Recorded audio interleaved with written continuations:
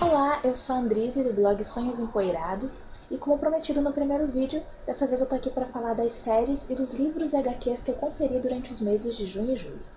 E eu gostaria de começar falando então de The Big Bang Theory. Eu assisti as últimas 3 temporadas que foram lançadas até agora, a quinta, a sexta e a sétima, e eu vou discordar da maioria dos fãs. Eu até gostei da quinta e da sexta temporada, quinta e sexta temporadas, mas concordo em relação à sétima temporada. Acho que realmente o ritmo caiu bastante e a qualidade dos episódios também está bem inferior aos episódios anteriores, às temporadas passadas, o que é uma pena. Outro ponto em que eu discordo dos fãs é que muitos deles dizem que não viram ao longo de toda essa trajetória de The Big Bang Theory a evolução dos personagens, não viram eles evoluírem. Eu discordo, eu acho que os personagens evoluíram bastante, sim. O problema mesmo tem sido mais o roteiro, e eu acho que essa evolução ela é pública e notória. E muito disso se deve principalmente ao fato da adição de personagens femininas, no caso a Bernadette e a Amy.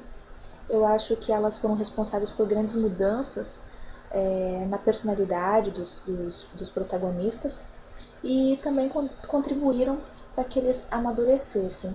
Acho que elas foram realmente adições bem importantes, não prejudicaram. Muita gente disse que gostaria que a série tivesse se mantido daquela mesma forma, continuasse seguindo aquela linha das primeiras temporadas, sem precisar entrar novos personagens. Eu acho que daí ela teria caído na mesmice muito mais cedo, porque de fato caiu agora.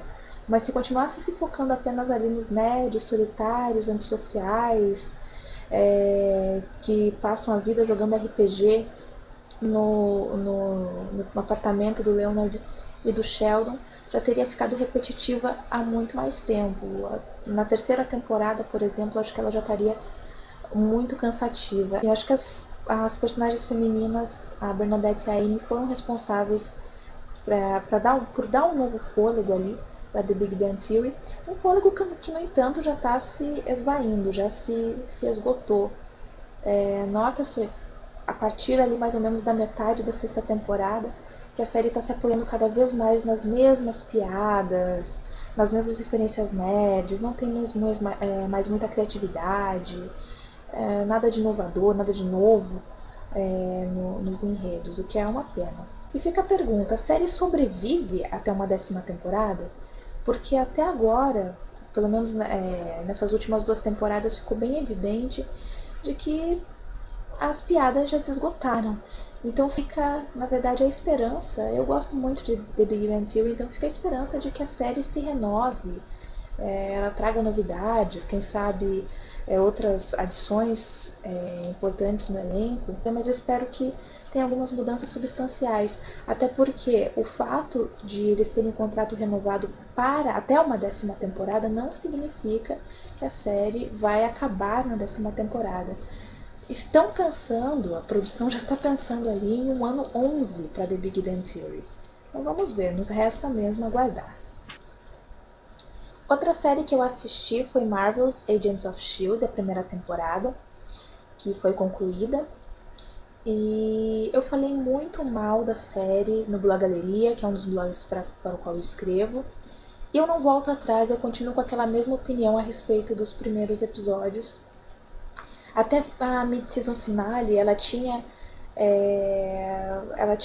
cara de séries, daquelas séries que passam no domingo de manhã no SBT e ninguém assiste. O maior problema dela, pra mim, era o fato de ser procedural, apoiada naquela estrutura, no caso da semana. Isso pra mim denuncia uma tremenda falta de criatividade dos roteiristas, porque é assim, um personagem é introduzido, um possível vilão ele é introduzido no início do episódio, e ao final do episódio ele já foi derrotado. E no episódio seguinte surge um novo caso da semana que não tem relação nenhuma com o caso da semana anterior. Às vezes ele nem é citado, nem é referenciado. Na maioria das vezes não é referenciado mais, ou tem uma breve e superficial referência a alguns episódios mais à frente, ou algum personagem que foi derrotado, de certa forma, ao final de um episódio, ele ressurge em um episódio mais pra frente. Enfim, mas é fato que, além desse problema de ser procedural, Marvel's Agents of S.H.I.E.L.D., ela também contava com personagens que poderiam ser legais, mas eles eram estereotipados, eles eram superficiais, não conquistavam, eram um pouco carismáticos, até o Coulson estava bem sem graça, né? Isso até ali a Mid-Season Final. A partir do episódio 10, que foi o retorno da série, a volta do hiatus, que aconteceu ali, a série, aliás, o episódio 10, que foi antes do hiatus, o último antes do hiatus, a série melhorou muito. Daí sim, ela realmente mostrou finalmente a que veio. Os casos da semana, até então, né, os casos da semana, eles foram finalmente explicados, né, o motivo, e os monstros da semana passaram a ter realmente relevância ali para a trama. Os personagens retornaram mais complexos e mais interessantes, por incrível que pareça. Aqueles personagens que não tinham carisma nenhum no começo da série passaram a realmente ter uma relevância, passaram a ser mais efetivos. E a trama também se tornou muito mais dinâmica e coerente, isso é importante ressaltar. O Ward, por exemplo, é um personagem que ele se mostrou muito além daquele galã do começo da série. E Fitzsimmons, que eram aqueles nerds adoráveis, porém caricatos do começo da série, se mostraram também personagens bem legais, acho que são os personagens mais legais da série, e também protagonizam um momento mais emocionante de Marvel's Agents of S.H.I.E.L.D., com direito à participação de Nick Fury. O elo com o universo Marvel também tá mais convincente, mais coeso, e inclusive é necessário assistir o segundo filme do Capitão América antes de assistir os últimos episódios da primeira temporada de Marvel's Agents of S.H.I.E.L.D., porque tem um mega spoiler ali, então é realmente necessário assistir o filme, até mesmo para entender ali os últimos episódios da série. Então fica a dica, se você for assistir Marvel's Agents of S.H.I.E.L.D., assista o segundo filme do Capitão América primeiro. E se você não curtiu os 9 primeiros episódios, insista, persista, porque realmente vale a pena. Eu fiquei impressionada com o quanto a série melhorou. E eu finalmente terminei de assistir a 4ª temporada de Game of Thrones, uma das melhores de longe para mim. E essa temporada contou com algumas das cenas mais aguardadas pelos fãs da série, como por exemplo, um dos personagens mais odiados de todos os tempos da história, não só de Game of Thrones, mas da história das séries e da cultura pop em geral, finalmente morreu e todo mundo comemorou. E teve a luta também entre o Oberyn e a Montanha, que foi uma cena bem violenta e acho que foi um dos grandes destaques desse 4º ano de Game of Thrones. Muitos consideraram até traumatizante, acho que não é pra tanto, não foi tão pesada assim, mas foi realmente uma grande cena, um trabalho fenomenal ali dos atores. E, aliás, a cena foi incrível, muito por conta da dedicação plena ali de ambos os atores aos seus respectivos personagens. Também houve o julgamento do Tyrion Lannister, e ele é um grande personagem, o mais inteligente, o mais cerebral, o mais admirável de todos ali de Game of Thrones, pelo menos na minha opinião e na opinião de vários fãs. Tem muitos até que ameaçam o George R. Martin se ele por acaso pensar em matar o personagem, né? Ele realmente está perdido se ousar matar o Tyrion Lannister. Enfim, mas fiquei muito feliz com o destaque que o personagem recebeu nessa temporada, muito merecido. O Peter Dinklage sempre dá um show de atuação em qualquer papel que ele faz, mas especificamente como Tyrion Lannister, ele realmente foi a escolha exata ali para interpretar o personagem. Agora que eu comecei a ler o primeiro livro, a gente nota que ele foi um dos maiores acertos de cast realmente. Essa temporada então contou com algumas das cenas mais memoráveis e mais aguardadas pelos fãs, e o melhor, ela não teve fillers, pelo menos eu não lembro de nenhum. Acho que um dos principais problemas que eu tive com a terceira temporada foi o fato de que ela teve alguns episódios bastante desnecessários. Eu não vi isso acontecer nessa quarta temporada. Eu fiz maratona e achei todos os episódios muito bons. Acho que foi uma temporada bem coesa e esse foi um dos pontos positivos. Eu também assisti ao piloto de Flash e eu reclamo muito das séries da CW o tempo todo, mas volta e meia eu tô assistindo alguma pela curiosidade mesmo, por indicação, enfim. Então eu vi o piloto de Flash e apenas em outubro a gente vai ver como essa história continua. E as primeiras impressões que eu tive da série não foram tão ruins quanto eu imaginava que seriam. Ele até agrada, é um piloto que até agrada, ele é até divertido e competente, sem nunca chegar lá de fato. O problema é que precisa realmente contar a origem do herói em apenas um episódio, justo no piloto, no primeiro episódio, precisa. Eu acho que isso poderia ser desenvolvido melhor ao longo dos episódios, ao longo da temporada, em flashbacks, enfim. Mas eu até entendo o motivo, mas eu não sei, eu vejo como falta de criatividade começar a história do começo. É legal a gente ir conhecendo o personagem ao longo do tempo, né? A história dele ir se desenvolvendo, a origem dele sendo contada aos poucos. Eu acho que assim é mais legal, eu acho que atrai mais o público, cativa a atenção e faz com que a gente queira retornar à série para saber mais detalhes a respeito. Mas, enfim, com o piloto de Flash é aquela coisa óbvia de contar a origem do herói já no primeiro episódio. E isso fez com que o episódio, com o perdão do trocadilho infame, ficasse muito rápido. Os acontecimentos são atropelados, nada é muito aprofundado, então fica aquela impressão de um piloto superficial. Outro problema pra mim, eu só tô falando dos problemas, eu não tô falando das qualidades da série, mas o uniforme, ele é esteticamente feio, ele é apagado, sem criatividade, falta brilho, falta personalidade. Esse é mais um dos deméritos desse piloto. Rola um crossover ali também entre Flash e Arrow. Eu não assisto Arrow, eu assisti os 5 primeiros episódios e não gostei muito, mas já me disseram que a série melhora bastante a partir da segunda temporada. É difícil eu passar da primeira temporada de uma série da CW. Então eu não sei, não pretendo assistir Arrow, mas pode ser que aconteça, pode ser que alguém consiga me convencer.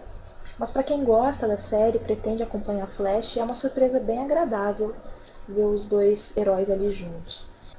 Agora que eu já falei das séries, eu gostaria de falar um pouco sobre os livros que eu li. Na verdade, eu não li muito nesses últimos meses, nos meses de junho e julho, preciso admitir.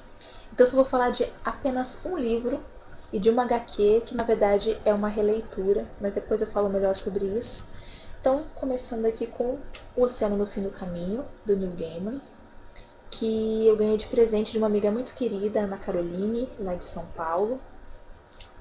E não é o meu livro favorito do Neil Gaiman, mas isso não quer dizer que o livro seja ruim, muito longe disso. Não tem como o Neil Gaiman ser ruim, né?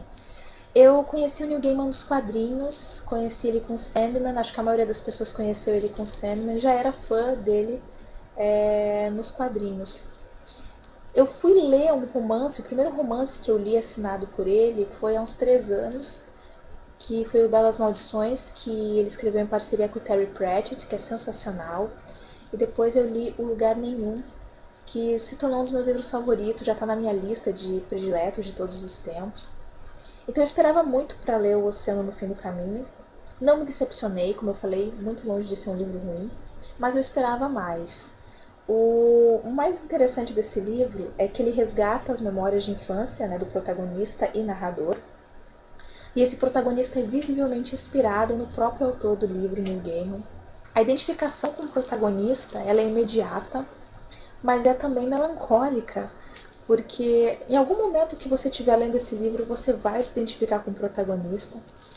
Mas, como ele fala da infância dele, ele resgata essas memórias da infância, A gente percebe o quanto ele era idealizador, sonhador, ele gostava muito de ler, passava muito tempo trancado no quarto lendo, mas ele também era muito solitário, ele tinha poucos amigos, praticamente não tinha amigos. Então por isso que eu digo que a identificação com ele é melancólica. Como eu falei, ele gosta muito de ler, então já ele faz várias referências, né, a outras obras de fantasia no decorrer da narrativa. Já nas primeiras páginas, por exemplo, ele fala de As Crônicas de Nárnia. E acho que isso torna a narrativa mais verossímil, né? Por apontar ali os gostos do protagonista, o que ele gostava de fazer, o que ele gostava de ler, o que ele gostava de assistir, enfim. Isso torna a obra mais convincente, mais próxima, né, do leitor. Também tem alguns cortes geniais, como por exemplo quando ele fala que livros são mais confiáveis do que pessoas. E ela é toda carregada desse humor autodepreciativo do personagem, do próprio game. Eu só acho que poderia ter um melhor desenvolvimento. O livro é muito curto, é uma leitura muito rápida. Então fica aquela vontade, acho que esse é o ponto negativo do livro. Talvez tenha sido por isso que eu não tenha gostado tanto. Fica aquela vontade de ler mais a respeito das aventuras fantásticas que ele viveu ao lado da vizinha Letty Hempstock, que se torna amiga inseparável, a companheira de aventuras, e a garota que o protege dos perigos que o cercam esse protagonista sem nome, inclusive. Mas é um livro muito bonito, muito simples, mágico, que retrata muito bem a infância, as lembranças traumatizantes e trágicas da infância são revestidas com essa aura de fantasia, esse tom lúdico, que é um tom lúdico exato assim para a obra. Mas é uma narrativa que acaba se tornando marcante depois que você termina de ler. Ela é realmente muito terna e deliciosa de se ler. E para terminar, uma das histórias mais clássicas do Batman, A Piada Mortal, que eu reli. Ela foi escrita pelo Alan Moore e ilustrada pelo Brian Bolland, e é uma história que mostra o Coringa como um personagem tridimensional. Ela humaniza o vilão e a gente finalmente descobre que ele não é mau apenas por ser mau, nem louco por ser louco. Há todo um motivo por trás disso. Toda a desconstrução da história é genial. Ela começa com o Batman indo visitar o Coringa no Asilo Arkham, indo conversar com ele. E ele descobre um tanto tarde demais que o Coringa fugiu do Arkham. Tarde demais porque ele não só arquitetou um plano terrível, como também já está colocando esse plano em prática. Então o Coringa bate a porta do comissário Gordon e atira na Bárbara, filha do comissário, a ex-Batgirl. Aliás, vai soar um tanto cruel que eu vou dizer, mas depois que ela leva esse tiro do Coringa, a Bárbara, que era a Batgirl, ela se transforma numa personagem muito mais interessante futuramente, que é a Oráculo. Então a Malice que vem para bem, ela é um ponto positivo para tudo. Então a bala acaba atingindo a coluna da Bárbara e ela não vai mais andar. Enquanto isso, os capangas do Coringa estão espancando o Gordon. E antes de ir para o parque de diversões, para um parque de diversões macabro, tinha que ser esse cenário em que o Coringa vai torturar o comissário Gordon até conseguir acabar com a sanidade dele. Antes de ir para esse parque de diversões, ele ainda comete um último ato cruel dentro da residência dos Gordon, que é tirar a roupa da Bárbara, que está ensanguentada no chão, e fazer fotos dela nua. Depois ele mostra essas fotos para o comissário Gordon como parte da tortura. Fica implícito também que ele violentou sexualmente a Bárbara. Isso não é dito, não fica claro na história, mas é a leitura que muitos fazem. Paralelo a isso é contada a origem do Coringa, que é uma história muito trágica, inclusive, e nos faz compreender as motivações do vilão, embora não a justifiquem. E aí é que está a genialidade do Alan Moore. Ele finalmente conta ali a história do Coringa, e a gente finalmente percebe o que levou o Coringa a se tornar o que ele se tornou.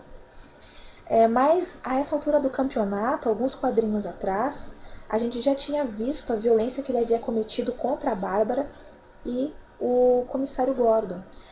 Então, a gente percebe que, por mais que ele tenha sofrido, tenha tido uma vida trágica, muito trágica mesmo, a violência jamais é justificada.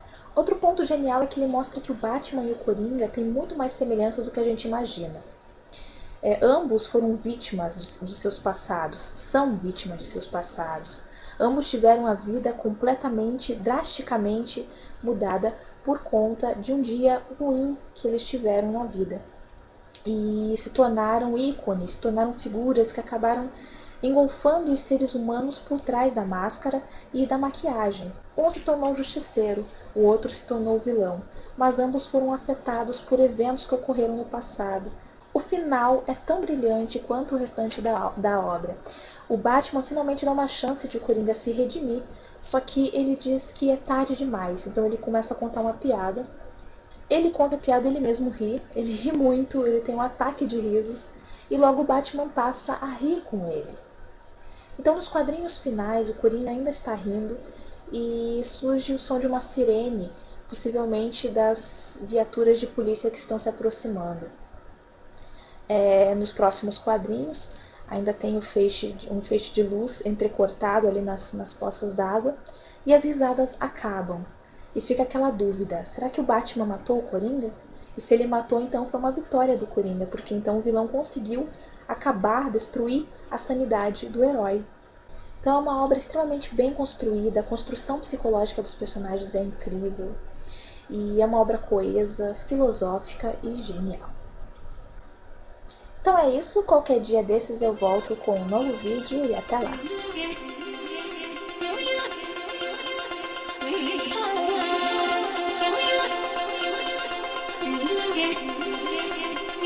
I'm saying,